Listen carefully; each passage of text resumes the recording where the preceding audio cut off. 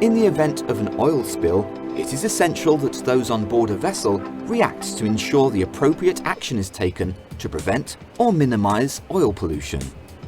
An integral part of this is the pollution emergency plan, which is kept on board. In this case, pollution means any substance that enters the water from the vessel that should not be there. Accidental pollution is caused by an unforeseen event, whereas operational pollution occurs because of the general practice on board. The plan is likely to cover any type of cargo or fuel oil, but can also be any hazardous liquid that a vessel carries. There are a number of reasons to avoid spills and pollution, including damage to people exposed to the substance, and damage to the environment that sometimes destroys all forms of life. Pollution can also make its way into the food chain and affect humans. For the company owning the vessel, a poor record of spills or pollution incidents influences existing and future charters and can lead to serious financial consequences. For the master and crew, a pollution incident can lead to jail sentences. Throughout this video, we'll look at how you can play your part in ensuring spills are kept to a minimum and pollution incidents are avoided. The primary reason for a pollution emergency plan is to ensure there is a course of action that can be taken to prevent oil pollution. This is a MARPOL requirement for all oil tankers over 150 gross tons. For other vessels over 400 gross tons carrying oil, and any vessel carrying noxious liquid chemicals over 150 gross tons. On an oil tanker or other type of vessel, this is often called the Shipboard Oil Pollution Emergency Plan, or SOPEP. A chemical carrier has a plan called the Shipboard Marine Pollution Emergency Plan, or SMPEP. As per MARPOL requirements, the plan is inspected and approved, and all vessels are inspected to ensure compliance.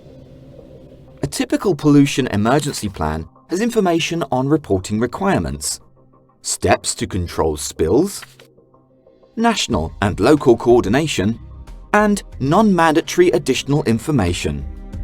Working with the managing company, who will hold a copy ashore, the master and senior officers on the vessel will devise a plan that is unique to the vessel.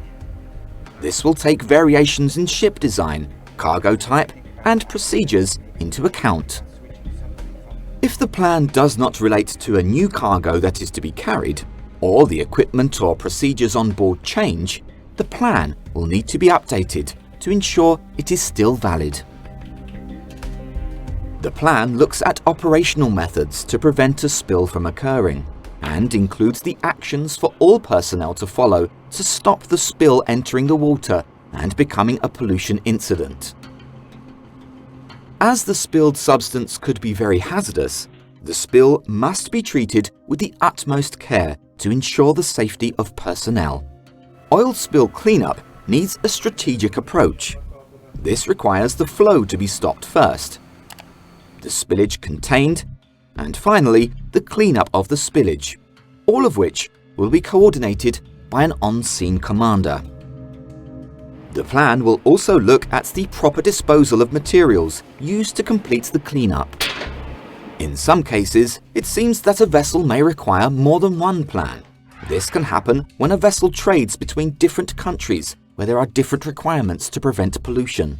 For example, vessels in the USA must comply with OPA 90. Similarly, different oil companies or terminals have their own requirements. The master is responsible for ensuring that requirements are met to avoid delays. However, all oil spill plans can be combined in one plan, provided it is approved by all the regulatory authorities.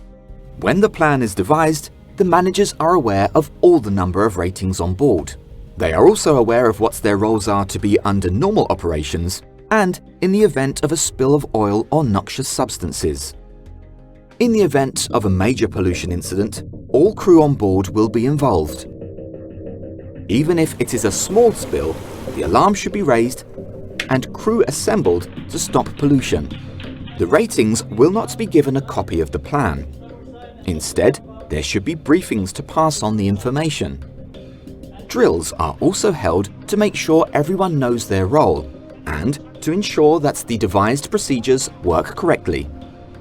Sometimes, roles may be shown on the muster list. Time is of the essence when preventing a spill from becoming a pollution incident. It is important that crew are well practiced in responding quickly and effectively. Well-managed drills are the best way to train the crew and test that the plan is fit for purpose. Although the emergency pollution plan is devised by knowledgeable people, there is no way of guaranteeing that it is correct and will work until it is executed. This can cause problems if it is found that the plan needs to be modified as it is being put into action. Avoiding pollution is critical. If a plan is not working during a spill incident, it is too late to modify it if the spill leads to pollution. Indeed, the spill itself can be a sign that the plan is not effective. Realistic drills that exercise various parts of the plan are a good way to test it, which is why it is so important to engage with the drill as if it were real. Follow instructions, pay attention to detail, and make observations throughout. Afterwards, observations from those taking part are a useful way to see if the plan is effective. These should be mentioned as the drill debrief, or fed back to a senior person at a later stage. If deficiencies are found, the plan will be modified if there is a better way. It may be that an inspector asks to see a drill to make sure the vessel complies with SOPEP on board. If it does not comply, the vessel will have to rectify the deficiency, which could cause delays and affect future employment of the vessel.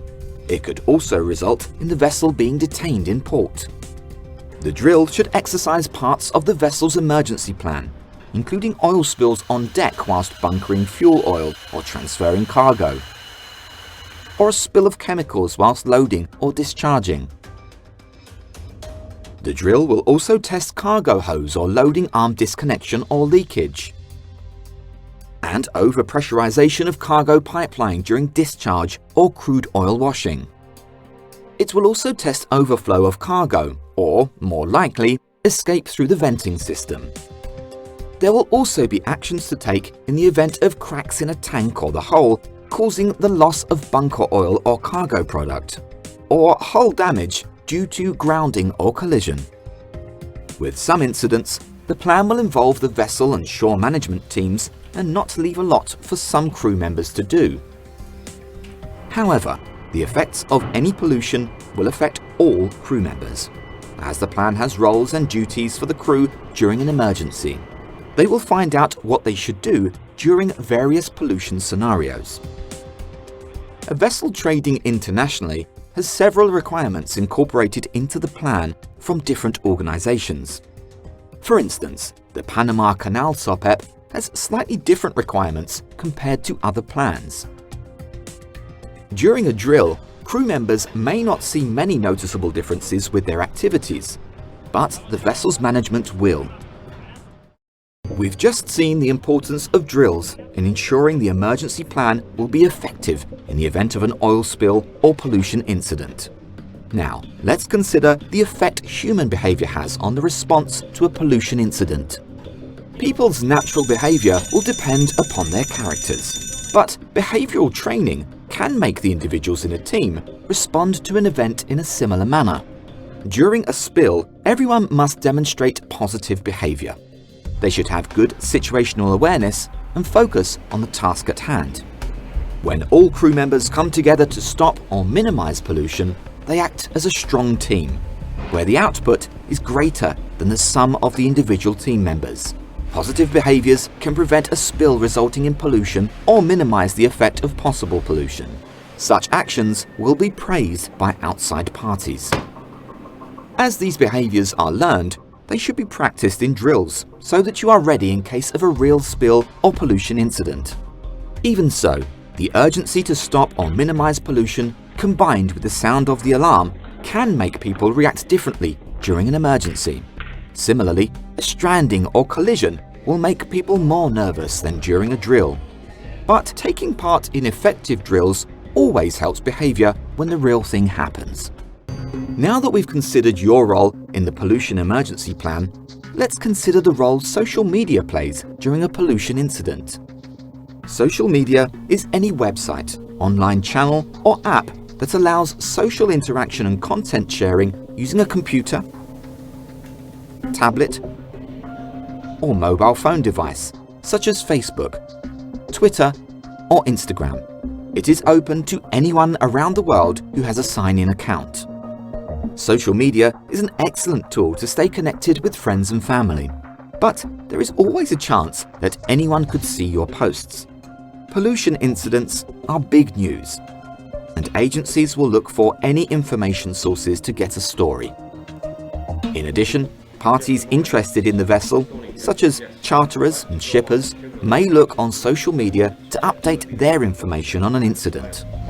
This can be damaging, as posts can contain information that is sensitive or incriminating to the vessel. It may not be correct and could be libelous to others on board. When a vessel is involved in an incident, the managing company has a team that is dedicated to communicating with the media. This ensures that the ship and company are protected from misinformation. Throughout this video, we've looked at the importance of your role in implementing your vessel's pollution emergency plan. First, we considered the impact of pollution incidents. We then looked at the requirements of the plan and the strategic actions that must be implemented to prevent an oil spill from becoming a pollution incident. Next, we considered the importance of effective and realistic drills when testing to see if the plan works, as well as the effect human behaviour has on the response to an incident. Finally, we saw the potential negative consequences caused by posting on social media. Oil spills and pollution incidents are always possible, but with effective implementation of the pollution emergency plan, the effects of these incidents can be reduced or prevented altogether.